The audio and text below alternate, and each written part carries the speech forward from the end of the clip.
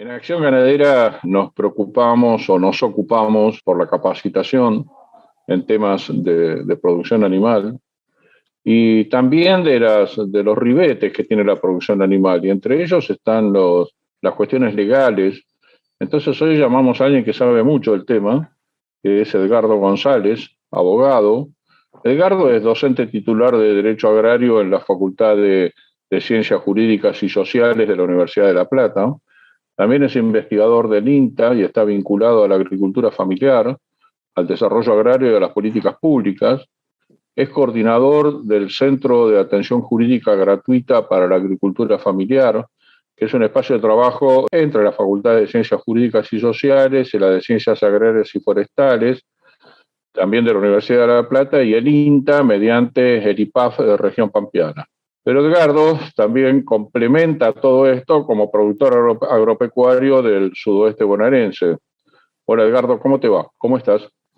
Hola, buen día, Daniel, Norberto. Un gusto hablar con ustedes, con Acción Ganadera, así que un placer, como siempre, estar con ustedes y ver si podemos aportar algo en este complejo y rico tema que es la ganadería y la producción agraria en región pampeana y en Argentina en general. Así que muchas gracias por haberse Bien. comunicado No, conmigo. Edgardo, los agradecidos somos nosotros que nos vuelvas a atender. Y bueno, para ir al grano, no sé si vos coincidís, pero creo que a veces escuchamos mucho hablar o sabemos, creo, un poco más sobre lo que son los contratos agrícolas.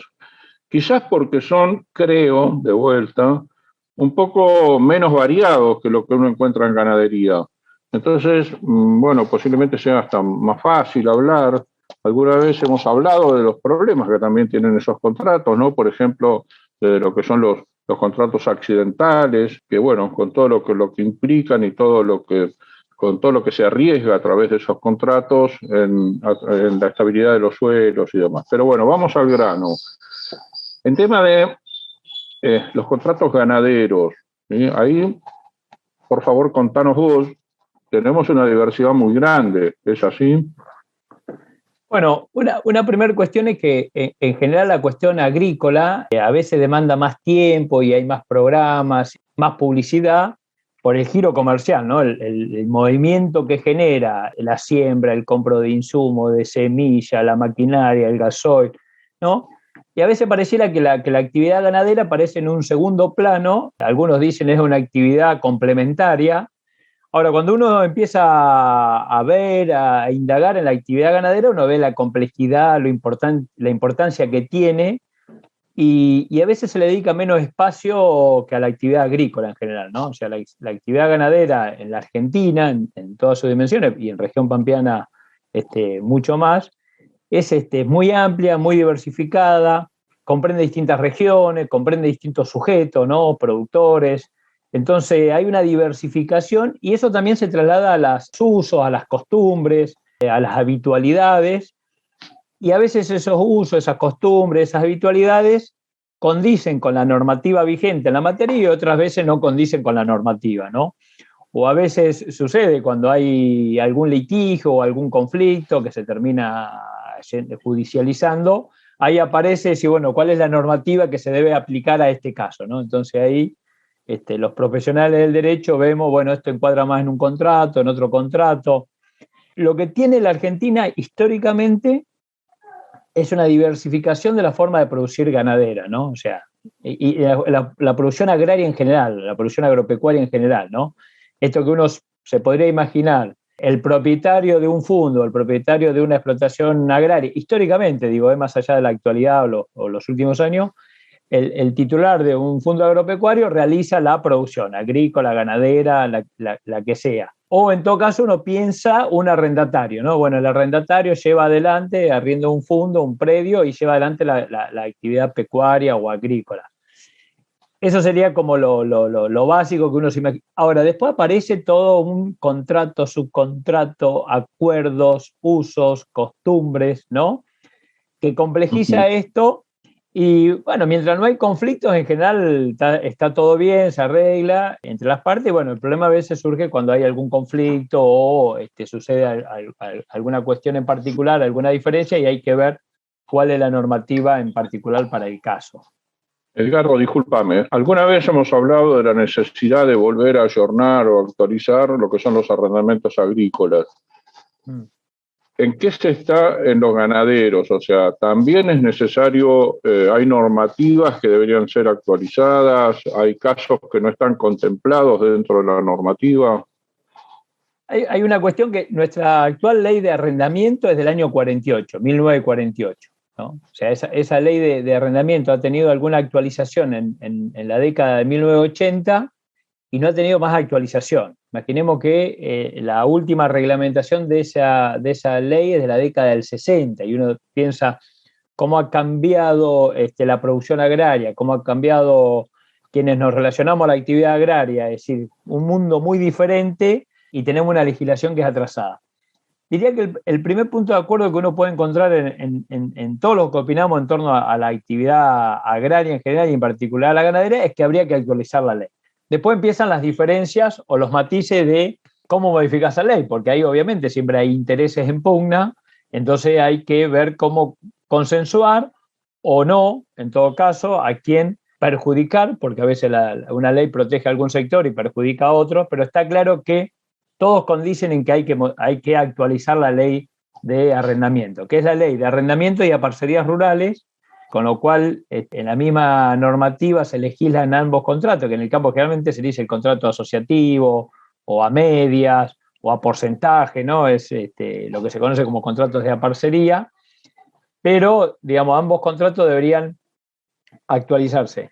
En lo particular, a mi modo de ver, hay que ver siempre el sujeto productor, ¿no? O sea, para ver la normativa, decir, bueno, pensar en el sujeto productor y hoy nosotros tenemos sujetos productores muy diversos, ¿no? Entonces uno podría decir, simplificando, hay dos grandes sujetos, uno vinculado a la producción empresarial más consolidado y un productor vinculado a la ganadería familiar mucho más pequeño, ¿no? Entonces, pensando en dos modelos ideales, hay un gran productor ganadero y hay un pequeño productor ganadero, entonces hay que mínimamente legislar para esos dos sujetos de manera diferenciada y a partir de ello ver el degradé que hay en cada uno de estos, pensando en el gran productor y en el pequeño productor, que son muy diferentes uno de otro, lo único que los unifica es que producen ganadería, ¿no? o vinculado a la actividad ganadera.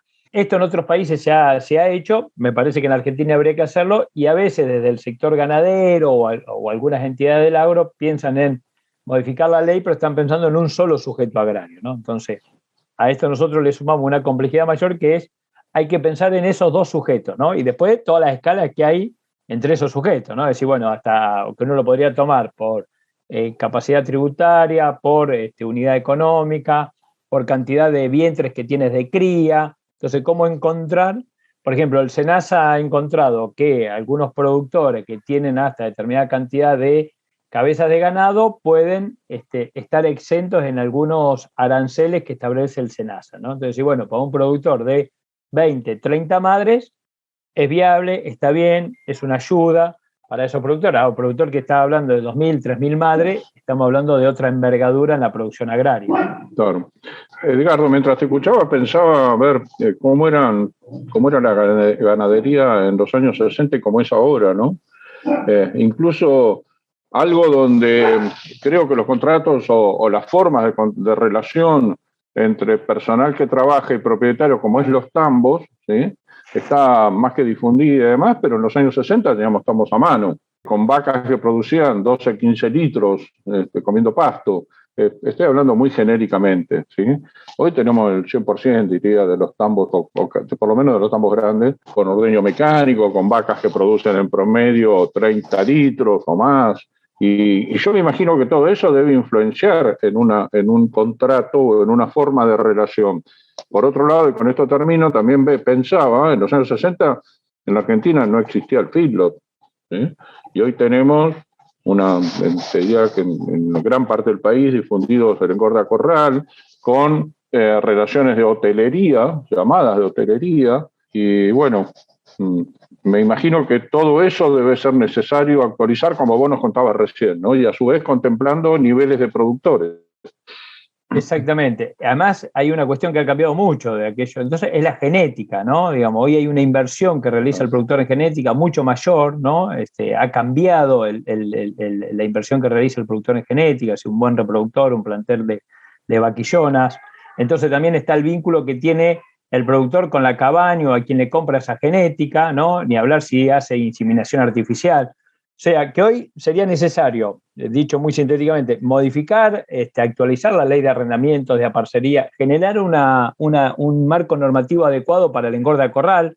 Hoy una producción muy importante de la producción ganadera, sobre todo para consumo interno del país, se hace en base al engorde a corral o feedlot. Se habla del 50 al 70% del consumo de carne en el mercado interno vacuna es en base a feedlot. Entonces, estos establecimientos están regulados con disposiciones, resoluciones en materia ambiental, cómo manejar los desperdicios, la salubridad de esos animales, pero también, digamos, es necesario el acuerdo en base a qué tipo de contrato, cuáles son las responsabilidades de uno, de otro.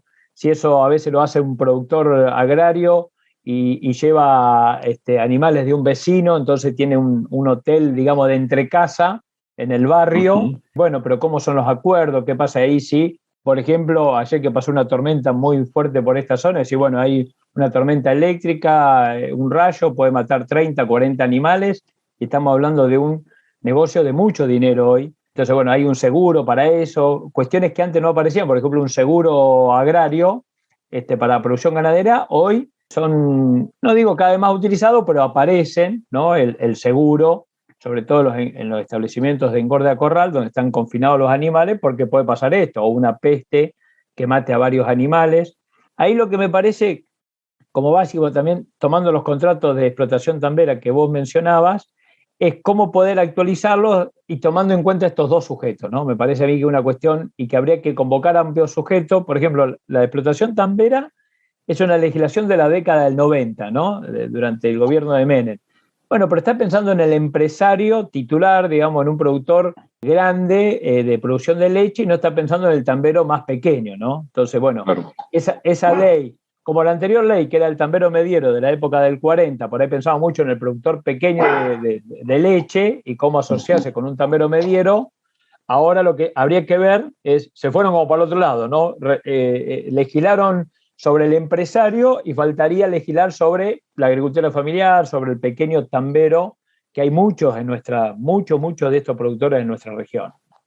Claro, porque incluso tomando de vuelta la lechería, ¿no? Tu ejemplo, después de un proceso que todavía sigue de concentración, o sea, donde cada vez hay menos número de tambos totales, pero de mayor tamaño, en paralelo también en los últimos años estamos viendo otro tipo de emprendimiento, mucho más chiquitos, cooperativas que con su propia ensachetadora, y alguna vez creo que lo hablamos con vos también, Edgardo, están produciendo leche localmente, ¿no? Y cerrando circuitos incluso de comercialización en sus comunidades, cosa que en los 90 no pasaba, estábamos en un proceso distinto.